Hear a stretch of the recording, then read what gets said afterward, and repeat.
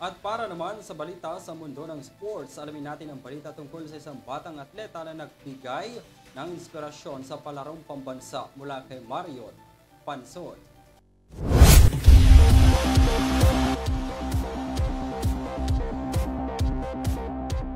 Narito ang mga aksyong balita sa larangan ng sports.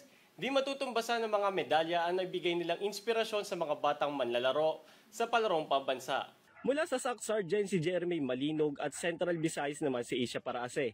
Sila nakatanggap ng most inspiring stories sa natapos na palarong pambansa 2024. Si Jeremy ay isang grade 10 working scholar mula sa Quiaje Integrated School, isang paaralan sa Sarangani. Ang unang atleta na nagmula sa Bilaan Indigenous Culture at Community na bumibilang sa Region 12 sa palaro. Ang pagsali niya sa walkathon ay nagbigay inspirasyon para sa mga susunod na atletang mula sa katutubo. Sa kabilang banda, si Asia ay isang 17 years old na track athlete na nakapagbulsa ng 2 gintong medalya sa palaro. Matapos ang kanyang naging matagumpay na karera, nakita siyang tumulong sa kanyang mga katunggali. At yan ang mga aksyong balita sa larangan ng sports. Ako si Marion Pansoy